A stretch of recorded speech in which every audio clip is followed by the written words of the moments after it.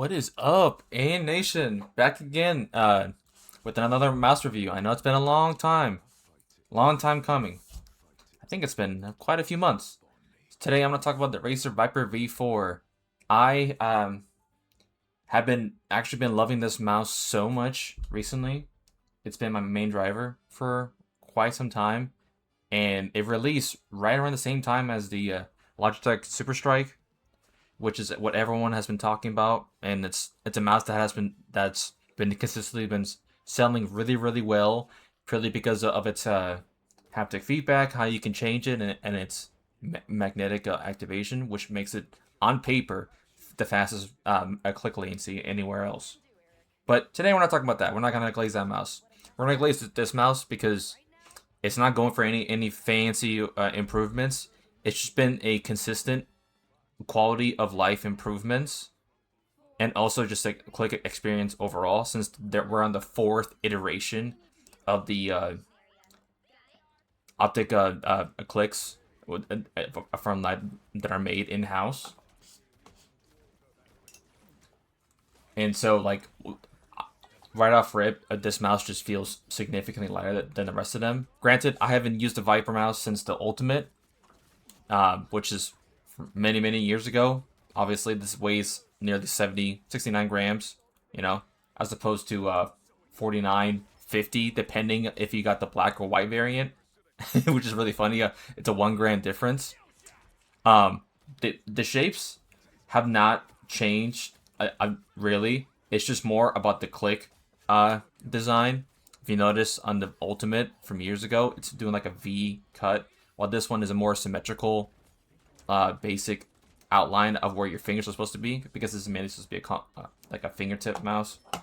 And I have pretty decent sized hands. Like I was like a medium, like small medium, and this feels like a mouse for a little bit bigger handed people, because just the way that I hold my mouse, like I hold it like this with my pinky, is kind of sticking out a little bit, so it doesn't feel the best, but it's still comfortable if it's like I have like a relaxed palm, almost fingertip grip, so it feels pretty good in my hand, even when I try to claw. But it's my stupid pinky that always gets in the way. It just feels great. The grip tapes that come with it are actually pretty nice. So I would say they always like I give it another try. But I will say this mouse is very expensive. It's not as expensive as the Super Strike, which is $180. But this is around 160, 170. I think it's 160. And I actually traded in my Super Strike because I wanted to try, and I'm like, it's alright. I should have done a review for it. Oh well. Anyways, and I got this instead because I heard like everyone that obviously is going to be compared to it because they dropped around the same time. But really cool thing about this is that like, in addition, the Razer Synapse app can be done in the browser, which is the coolest thing ever. Finally, you don't have to download the not so great application onto your computer. It basically acts as malware. But now you can just do it all in browser, which is great. Is a great quality of life thing but it's that Find a Mouse like kind of did started, and then other few companies are trying to do it. It's just very easy. Really cool thing about it is that you can change everything in the browser as you would in the software. So that's really cool.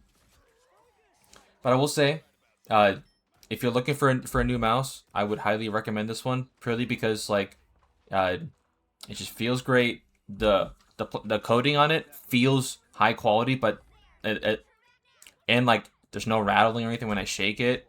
There's no creak when I squeeze, and it just feels comfortable.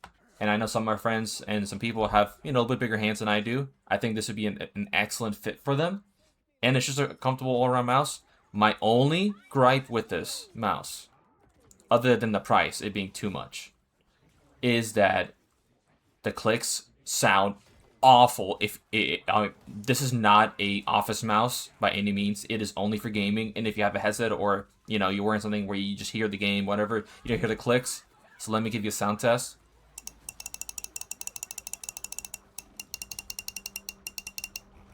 Scroll wheel's quiet.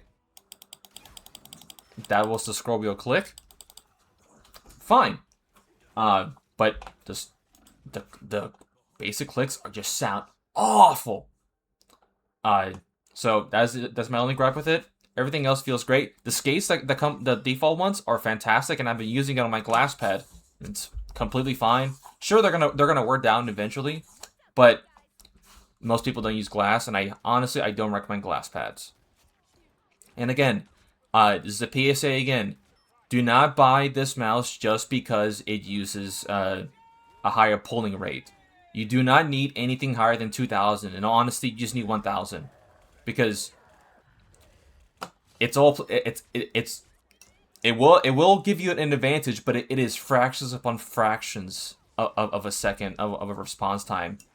This is only a good case if you are min-maxing, and if gaming is your life, you are playing FPS games professionally, or making a living off it.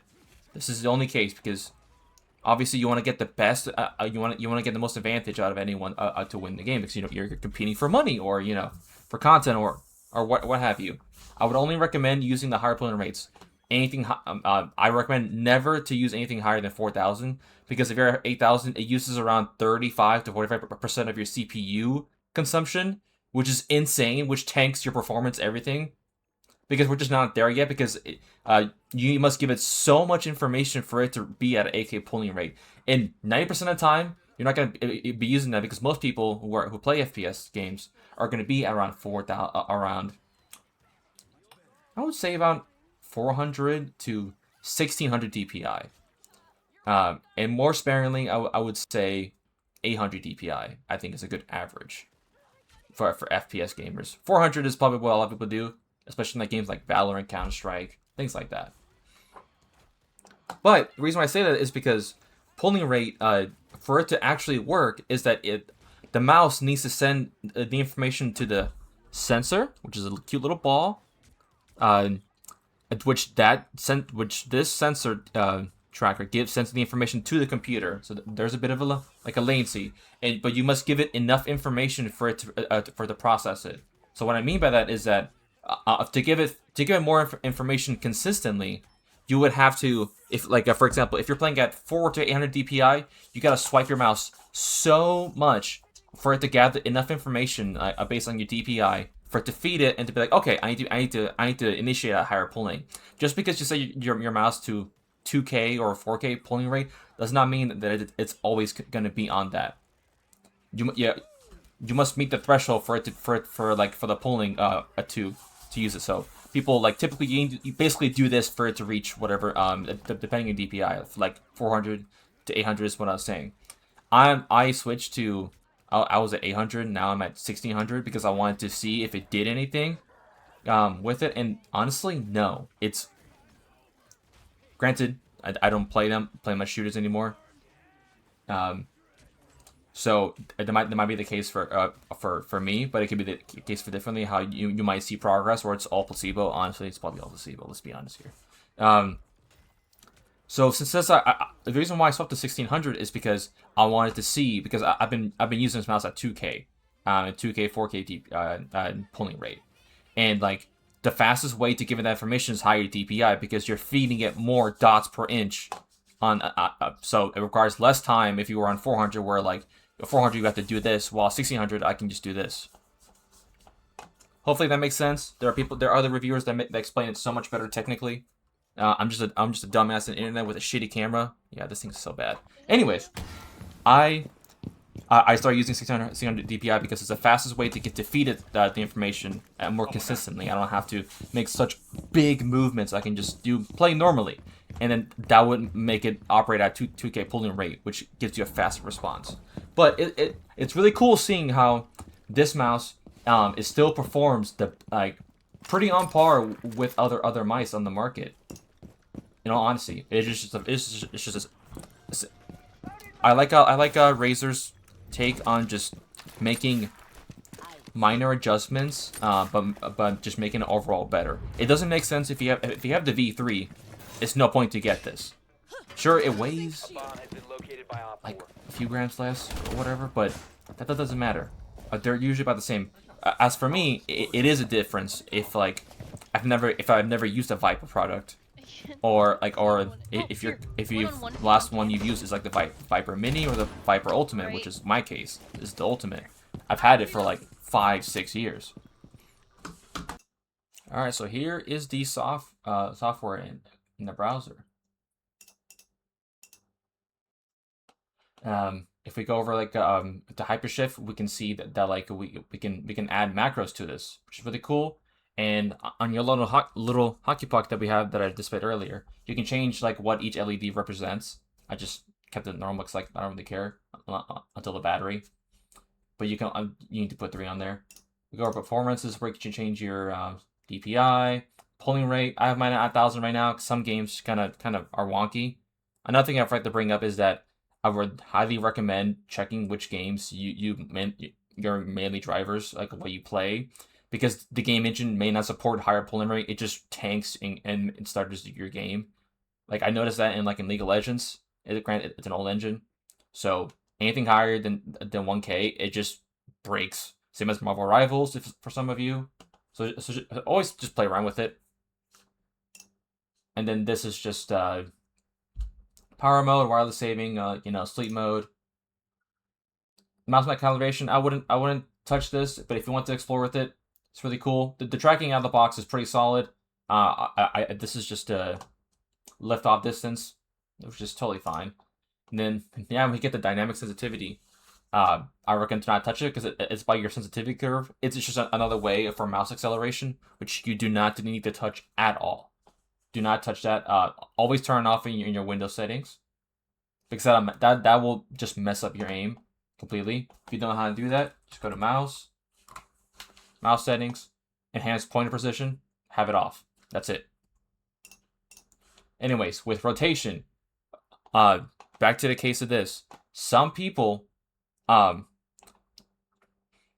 their mouse at an angle and not centered how it is in the picture. So if we go back to my hand, I kind of hold my mouse a little bit angled, because it's just how my hand is. It just feels more comfortable. I would still recommend to not change this at all, because that it'll update it to this is your center now. That might mess you up in the long run. And I've heard YouTubers and other reviewers talk about how this is a really cool feature, but at the same time, it might have more lasting damaging effects than more harm than good, is what I'm saying. So I would just leave it alone, the rotation, and just don't touch it. But it's a really cool idea. If you want to explore with it, just go nuts. And I didn't have to download any software for this, which I think is fantastic.